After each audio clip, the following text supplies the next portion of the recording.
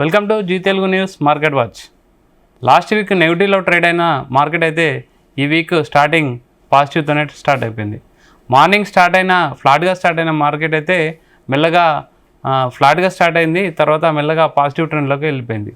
ఓవరాల్గా సెన్సెక్స్ వచ్చి 341 పాయింట్లు అప్ అయిపోయి 74,169 దగ్గర క్లోజ్ అయిపోయింది. అండ్ నిఫ్టీ వచ్చేసి 111 పాయింట్లు డౌన్ అప్ అయిపోయి 22,508 దగ్గర అయితే క్లోజ్ అయింది. నిఫ్టీ బ్యాంక్ వచ్చేసి 293 పాయింట్లు అప్ అయింది. మిడ్ క్యాప్ వచ్చేసి ఇంచుమించు 0.7%, స్మాల్ క్యాప్ వచ్చేసి 0.3%, ఇంచుమించు 0.5% వరకు అయితే పెరిగినాయి. ఓవరాల్గా బ్యాంక్ సెక్టర్ అయితే బాగా మార్కెట్ని ట్రాక్ చేసిందని చెప్పాలి. రిలయన్స్ కొంచెం మార్కెట్ అయితే రిలయన్స్ కొంచెం పాజిటివ్లో ఉంటే మార్కెట్ ఇంకా ఎక్కువ పాజిటివ్గా క్లోజ్ అయిపోతుంది. యాక్చువల్గా మార్కెట్లో లాస్ట్ వీక్ నెగిటివ్, ఈ వీక్ పాజిటివ్. ప్రజెంట్ మార్కెట్ పరిస్థితి ఏంది, ఇన్వెస్టర్లు ఏం చేయాలి అండ్ ఏం జరుగుతుంది మార్కెట్లో ఒకసారి చూద్దాము. మనతో మాట్లాడడానికి జీవి సత్యనారాయణ గారు ఉన్నారు, stock market analyst. Sir good evening. Good evening sir. ఓవరాల్గా మార్కెట్ ఈరోజు అయితే పాజిటివ్గా ట్రేడ్ అయిపోయింది. అవును సార్, ఏంటి ఇది ఎట్లా అంటే టెంపరరా పర్మనెంటా? ఇన్వెస్టర్ల స్టెప్ ఎలా ఉండాలి? ఓకే, ఈ వారం అయితే ప్రారంభం నుంచి అంటే సెంటిమెంట్ అన్నమాట.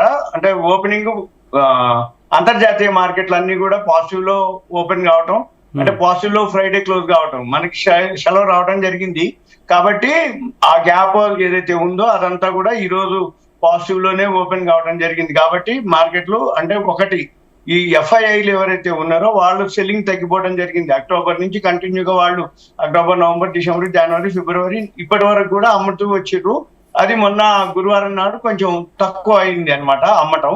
అదొకటి గుడ్ న్యూస్. రెండోది ఇన్ఫ్లేషన్ రావడం జరిగింది, అది కూడా కొంచెం మనకి పాజిటివ్ అనమాట. తర్వాత ఈ వరల్డ్ మార్కెట్లు ఏవైతే ఉన్నాయో పాజిటివ్ లో పెరగడం వల్ల మన మార్కెట్లు ఈ రోజు పాజిటివ్ లో ఓపెన్ కావడం జరిగింది. వీటితో పాటు ఏదైతే అంటే మనకి అడ్వాన్స్ ట్యాక్స్ డేటా రావడం జరిగింది. అయితే అవి ఇంకా మనకి సరిగా ఐడియా లేదు. అవి కనుక పాజిటివ్ నే ఉండొచ్చు, లేకపోతే మార్కెట్లు పాజిటివ్ తీసుకోవాలన్నమాట. ఈ అడ్వాన్స్ ట్యాక్స్ డేటా ఏదైతే ఉందో ఫోర్త్ క్వార్టర్ రిజల్ట్స్ అనమాట. అంటే April 1 నుంచి బడ్జెట్ అమల్లోకి వస్తుంది. రెండోది April 1 నుంచి ఏదైతే అడ్వాన్స్ ట్యాక్స్ డేటా వచ్చిందో ఫోర్త్ క్వార్టర్ యాన్యువల్ రిజల్ట్స్ వస్తాయి. టెక్నికల్ గా చూస్తే మార్కెట్స్ బాగా బాటమ్ అవుట్ రావడం, అంటే బాగా బాటమ్ కి రావడం జరిగింది. వాల్యూ ఉన్న షేర్స్ ఏవైతే ఉన్నాయో అవన్నీ కూడా బాగా తక్కువలు దొరుకుతున్నాయి అనేది ఒకటి. తర్వాత ఎఫ్ఐలు కంటిన్యూగా అమ్మిన తర్వాత ఏమైతుంది అంటే ఎక్కడో ఒక దగ్గర మళ్ళీ వాళ్ళు పెట్టుబడి పెట్టాలి, అంటే బౌన్స్ బ్యాక్ అవటం అంటారు అనమాట. అంటే మళ్ళీ వాళ్ళు బౌన్స్ బ్యాక్ అయింది అనుకోవచ్చు సార్, స్టార్ట్ అయిందా? ఒక 2-3 రోజులు కనుక ఉంటే ఇప్పుడు ఫస్ట్ వరకు నా ఉద్దేశ ప్రకారం సైడ్ వేస్ లోనే ఉంటుంది. అంటే కొంచెం పెరగటం, అంటే పెరిగి తగ్గటం, ఓవరాల్ గా పాజిటివ్ లో క్లోజ్ అవుతూ ఉండి సైడ్ వేస్ అంటాం. అంటే కొంచెం అంటే మరీ నెగిటివ్ లేకుండా ఉండటం. మళ్ళీ ఫస్ట్ తర్వాత ఎప్పుడైతే ఉందో ఇక కొత్త బడ్జెట్, న్యూ ఫైనాన్షియల్ ఇయర్, తర్వాత ఇప్పుడు ట్రంప్ ఏదైతే ఉందో ఈ సుంకాలు, టారిఫ్లు వాటి మీద ఏవైతే ఎఫెక్ట్ ఉందో మన మీద అంతగా ఉండదు అనేది ఒక న్యూస్ అనమాట. దాంతో మన మార్కెట్లు కొంచెం పాజిటివ్ తీసుకోవడం జరిగింది. ఇంట్రాడే లో 500 పాయింట్స్ వరకు కూడా పెరగడం జరిగింది. చివరికి 340 పాయింట్లలో ప్లస్ లో క్లోజ్ అవడం జరిగింది అనమాట. తర్వాత మన రూపీ కూడా బలపడటం జరిగింది. ఎప్పుడైనా కానీ ఏం జరుగుద్ది అంటే మన మార్కెట్లు పెరుగుతూ ఉన్నప్పుడు ఏమవుతుందంటే డాలర్లు ఇండియాలోకి రావడం జరుగుతుంది పెట్టుబడి పెట్టినప్పుడు ఎఫ్ఐఐలు.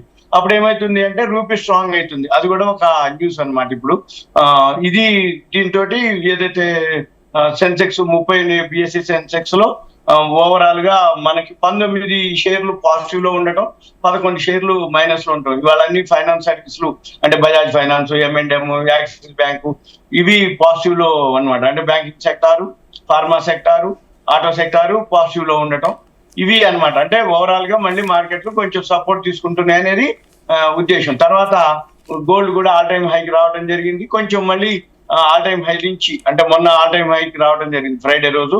మళ్ళీ ఈ రోజు కొంచెం ఆల్ టైమ్ హై నుంచి కొంచెం తగ్గడం జరిగింది. ఓవరాల్ గా మళ్ళీ గోల్డ్ ఏదైతే మన మార్కెట్లు బాగుంటాయో గోల్డ్ కొంచెం ఎఫెక్ట్ ఉంటుంది. అయితే ఓవరాల్ గా అయితే గోల్డ్ మళ్ళీ తగ్గినా మళ్ళీ గోల్డ్ 1,00,000 దాకా కూడా వెళ్ళొచ్చు అంటున్నారు సార్.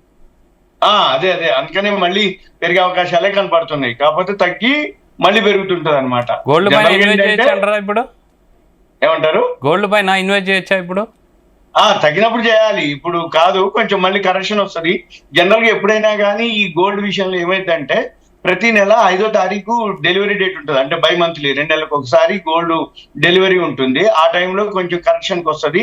ఆ టైంలో రేట్స్ తక్కువ ఉంటాయి. ఆ టైంలో ఒకవేళ ఎంటర్ కాదలుచుకుంటే ప్రతి నెల 30వ తారీఖు నుంచి 5వ తారీఖు మధ్యలో డెలివరీ పీరియడ్ అంటారు అనమాట. ఈ డెలివరీ పీరియడ్ లో కొంచెం కరెక్షన్ వస్తుంది.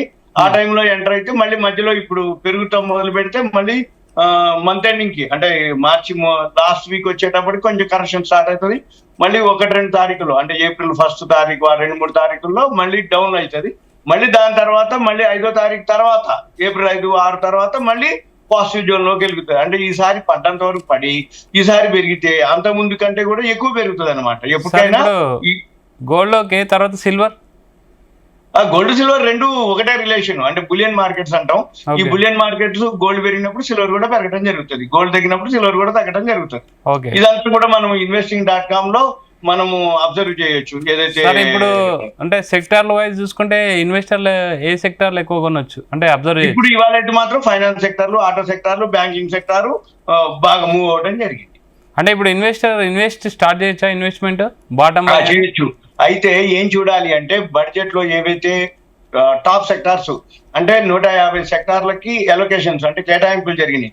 వాటిల్లో ఒక 5-6 సెక్టార్లు టాప్. అంటే ఫస్ట్ డిఫెన్స్ సెక్టార్ కి బాగా ఇవ్వడం జరిగింది, 4,96,000 కోట్లు. తర్వాత సోలార్ వాటికి, రియల్ ఎస్టేట్ వాటికి ఏవైతే ఉన్నాయో ఆ సెక్టార్ లో ఒక 5-6 సెక్టార్లు ఉన్నాయి. పవర్ సెక్టార్, ఈ సెక్టార్లలో ఇన్వెస్ట్ చేయొచ్చు ఇప్పుడు మంచిగా.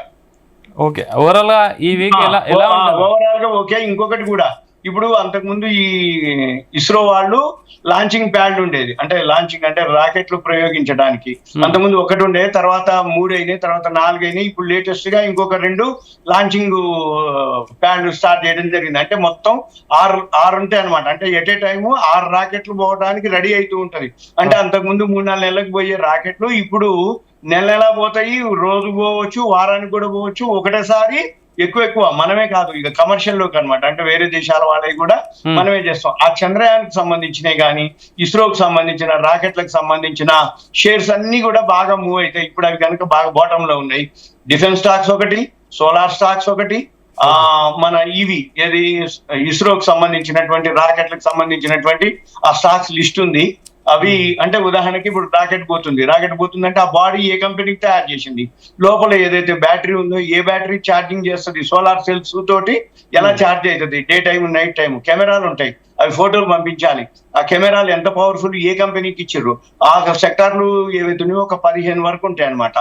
ఏది ఒక రాకెట్ బయటికి పోవాలి అంటే ఏ కంపెనీలు ఆర్డర్స్ వచ్చినాయి, ఏ కంపెనీలు ఆ రాకెట్ కి హెల్ప్ చేసినాయి, సపోర్ట్ చేసినాయి, సేల్స్ ఏవైతే ఉన్నాయో ఆ కంపెనీలన్నీ కూడా ఒక 15 వరకు ఉన్నాయి. అవన్నీ పాజిటివ్ అనమాట. ఇప్పుడు అవన్నీ కొనుక్కుంటే విత్ ఇన్ షార్ట్ పీరియడ్ లోనే మనకి మంచి రిటర్న్స్ వస్తాయి. ఇక తర్వాత కొన్ని సెక్టార్లు ఎప్పుడు ఎవరికి, ఉదాహరణకి NSDL, CDSL, NSE, BSE, CAMS ఒకటి, KFIN ఒకటి, తర్వాత MCX ఒకటి, IEX ఒకటి, ఇవి ఎప్పుడు ఎవరికి అనమాట.